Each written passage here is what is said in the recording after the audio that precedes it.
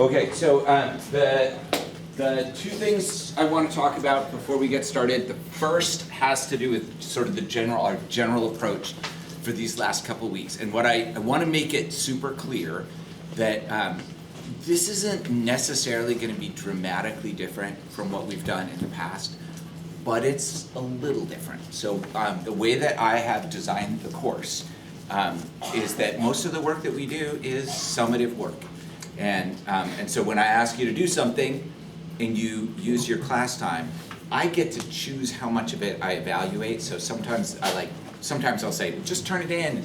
I only evaluate what you submit, or sometimes I only evaluate one question or one part of one question, but it's all summative. And some of you are aware that the way that we do things here in this district at the high school level is we have a little bit of wiggle room for basically giving you points for effort, and that's called formative work. And I don't really do that for most of the work that we do, and my reasoning for that is that since I give you opportunities to redo stuff, to retake assessments, to redo assignments, and I'm interested in your learning rather than penalizing you, it turns out that it works out just fine to basically evaluate everything based on your understanding. And if you don't understand something, then I'll help you learn it, and then you can understand it, and everything's good. These last couple weeks are different, and the reason is because if I ask you to turn something in, say on Tuesday or Thursday of next week, and you turn it in, and when I look at it, I'm like, oh my gosh, this student didn't learn what I was hoping they would learn. We're out of time. You're out of time. And so that, I feel like, is not super fair to you, because then it means that those of you who have really would like to learn and are willing to do the work, you're out of luck because we hit the end of the year, and that is not a flexible boundary. Not your fault that it's not a flexible boundary. It's not necessarily even my fault, but it's just not super flexible. So what I will propose instead is that the work that we do over the next 5 class days, which will take us through Tuesday afternoon, will be formative work. And what that means is that I'm going to evaluate what I see in class in terms of your effort and engagement. And if what I see is that you are really bought into the idea that learning about this stuff is fun and interesting, and you are willing to put some effort into trying to figure stuff out, and you use your time well, then I'll give you full points. And if you, it's a really good deal for you, right? Because then all you have to do is nothing outside of class. All you have to do in here is convince me that you care, that you really try. And I know for some of you, I hope this isn't true actually, but I realize that it's possible that some of you just really don't like this. You don't like the class, or you don't like me, or something about what's going on in here just doesn't work for you. And I cannot force you to like what is happening, and so I'm not going to. But what I will say is, you can pretend. So just fool me. I'm okay with that. If you can convince me that you care and you're trying, I'll give you full credit. And if you really don't care and you walk out of here and you're like faked out old man Briegar, I'm good with that. I really am. You will have earned it if that's how you play it. I hope you like it, because I hope that what we do in here is fun. But I'm not naive. I understand this isn't interesting to everybody. So I'm okay with that. So what that means is that those of you who use your time well are going to be in great shape. Those of you who don't use your time well, which I hope is no one, because I think it's much better for you to pick that option, I will still grade any work that you turn in. So if you are utterly checked out during class and you turn something in, then I'll evaluate it, but I'm going to evaluate it the same way I always do, which is that I'm going to ask myself, not just, is this right? Do they have the right answers? Did they get it done? But I'm going to ask, does this prove that they understood it? And if I'm not convinced, then I'm not going to give you full or maybe even any credit. If what you turn in proves to me, like when I look at it, I'm like, holy cow, there is no way that this could have been created by somebody who didn't understand what they were doing then you're in great shape, and I'll grade it, and if you don't use your class time super well, it's probably not gonna hurt you that much.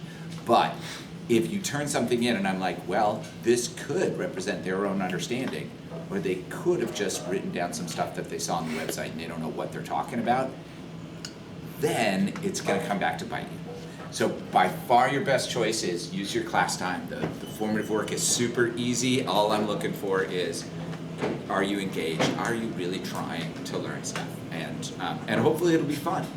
So we could talk more about that individually if you'd like. The work we're gonna do for the next couple of days involves something called adaptations. And so I'm not gonna talk a ton today because I want you all to get some work done. I'm just gonna throw out that an adaptation is something super cool about any living organism that seems to like be there for a purpose. It solves a problem or it accomplishes a task. And it's kind of a like blurry line between adaptation and any sort of evolutionary feature, because I mean, on balance, most things evolve because they're useful. And so my advice to you is think about adaptations in terms of the wow factor. So this can be things that are like, you know, big or sharp or smelly or dangerous, or they can just be things that maybe are a little bit more commonplace, but when you actually think about them, they kind of blow your mind. So for example, I was talking to the other classes about humans, and one of our really unique adaptations that we share with some other primates, which is our opposable thumbs. So, you know, like we're really used to, we just like, if I want to like put these keys on this clamp, I can do that, and I could like take them off, and I could go out to my car and start my car and drive around. What if you didn't have thumbs? Think about how much more difficult some of these tasks would be if you didn't have thumbs. If I don't have thumbs, then I have to, like, now I'm sort of stuck. I've got the clamp in one hand, I've got this in the other hand, so here I go, and now I can kind of get this, like, it's a lot more challenging without thumbs. I could do it, but it's not super easy, not without my thumbs. And even just like getting into my car and starting my car isn't as easy without thumbs, right? Like I can do this, there we go. But like, man, thumbs are awesome. And those are the kinds of things that I would like you all to investigate. So for our work today and tomorrow, your job is gonna be to find an interesting adaptation and then to tell an evolutionary story about it. The evolutionary story I want you to work on tomorrow, because I want to tell you about adaptations and I want to give you an example of an evolutionary story so you can see that. For today, your big tasks are find an interesting adaptation, and then there's an assignment on Canvas, and I want you to do the part of that assignment that doesn't really get into evolution or natural selection. It's finding some pictures and talking about which organisms have it, and talking about the utility of that adaptation, and if there are organisms that have other adaptations that do the same thing. And there is an incredibly wide variety of things that you could look at. If you need help finding something, I'm happy to brainstorm with you, but think about things like, again, like some of these things are like kind of crazy to think about just right off the bat, like the power with which a lion's jaws can clamp down. Like that's an adaptation that is useful for capturing big, strong, heavy prey.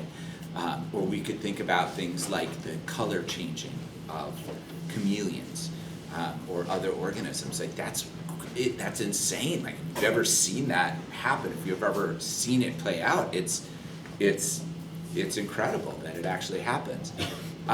But there are also some other things that that are maybe less on the surface amazing, but then when you think about it, it's really kind of crazy. Like there are organisms, single-celled organisms, one cell, that are that exhibit what we call phototaxis, which means they can move towards the light. Now, for us, we're like, okay, there's light over there, here I go, or, you know, there's light up there from the projector, I can go closer to it, but what if you have no brain? What if you have no body? You have one cell, and that's it. One teeny tiny cell. And somehow, those organisms can move towards or away from light. That is a really cool adaptation that, you know, most people probably wouldn't think about a lot, but it's kind of interesting. So the big piece is to find a super interesting adaptation.